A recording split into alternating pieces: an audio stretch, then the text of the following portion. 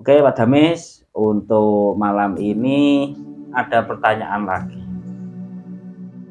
dari penggemar Teologi S. Apakah efeknya jika orang itu tidak mengerti gaman terus sering mengumpulkan? Gimana Pak Damis, efek jangka panjangnya dan jangka pendeknya? Ya, alhamdulillah seperti itu. Kita banyak sekali teman-teman kita yang kurang paham dan kurang mengerti dan tidak tahu, asal dibawa, asal dikoleksi, seperti itu kan? Ya. Nah, di situ kita harus mempelajari lebih dalam lagi. Kita membawa suatu benda yang seperti benda antik itu, seperti gaman banyak sekali gaman kayak yang ada di sini. Itu pertama, kita tidak kenal apa namanya, tidak mengenal isinya, tidak mengenal lakunya, tidak mengenal akibatnya. Seperti itu kita harus teliti dulu. Kita mengumpulkan gaman banyak, tapi di situ ada orang yang terlalu percaya ke situ, percaya kepada gaman, tidak percaya kepada Sang Pencipta. Kalau di situ mengibaratkan orang itu melangkah keluar dari ajaran yang ada. Kita boleh percaya kepada yang ada di gaman-gaman itu, tapi kita juga tidak boleh meninggalkan yang Maha Penciptanya. Sepertinya orang yang membawa itu ada dua. Ini cuma dibuat koleksi apa asal dibawa saja terus ditempatkan di rumah. Orang yang membawa seperti itu biasanya kalau sudah mengenal semua itu, efeknya itu banyak sekali.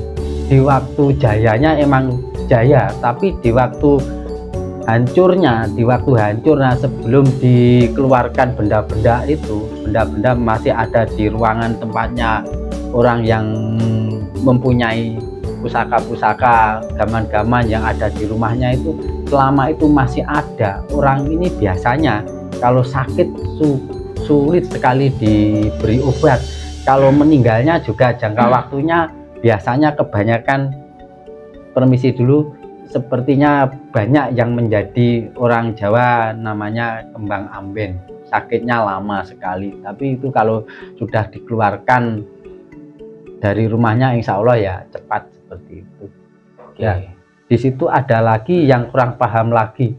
Gaman itu namanya itu dari nenek moyang, dari dahulu sudah ada. Makanya kita kalau punya itu, kalau ingin membawa, kita harus mengenali dulu. Ini namanya kalau di ada satu saja contohnya, ini umyang jimbe namanya. Umyang jimbe gunanya untuk apa? Banyak sekali gunanya, untuk ini. Nah, akibatnya untuk apa? Akibatnya bagaimana? Akibatnya nanti bila orang terlalu percaya pada yang namanya umyang jimbe ini, meninggalkan ajaran-ajarannya yang sudah ada, ini akibat fatalnya orang kalau sudah sakit. Orang kalau sudah sakit menginjak mau meninggal kena sakaratul maut, itu meninggalnya sangat sulit sekali sebelum itu dipisahkan sama bendanya, itu sulit sekali, seperti itu kan. Oke, jadi inti dari pertanyaan tadi yang dijawab Pak Damis, jika seseorang itu percaya dengan namanya gaman, maka dia termasuk menyekutukan Allah.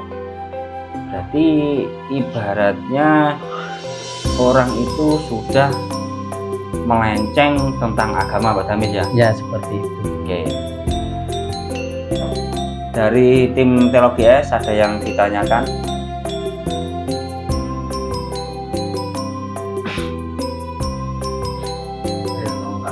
Oke, sebentar.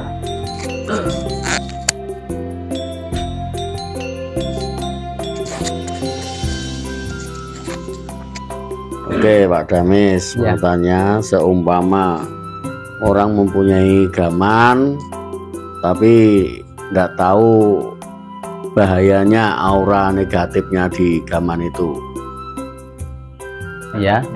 Jangka panjangnya. Iya, udah itu aja.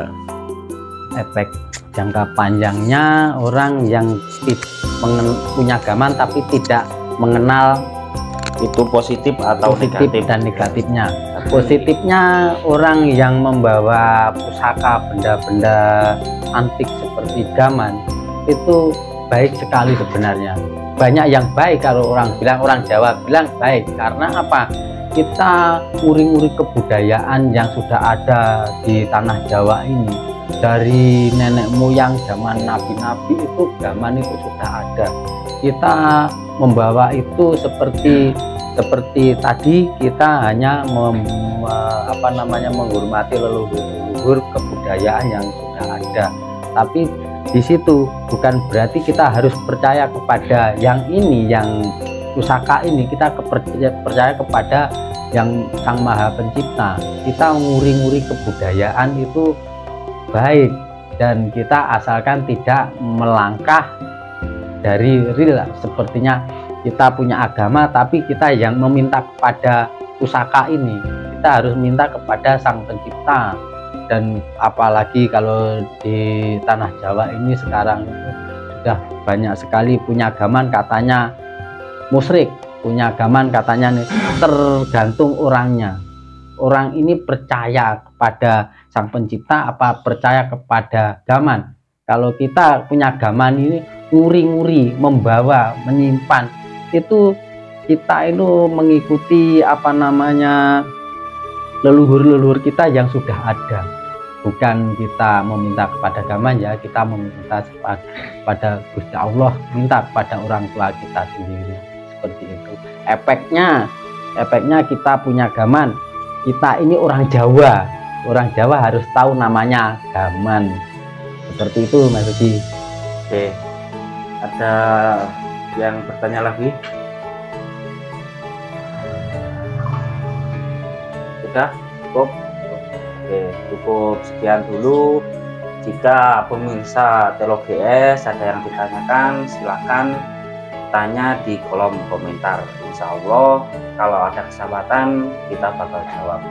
Oke, cukup sekian. Assalamualaikum warahmatullahi wabarakatuh. Waalaikumsalam warahmatullahi wabarakatuh.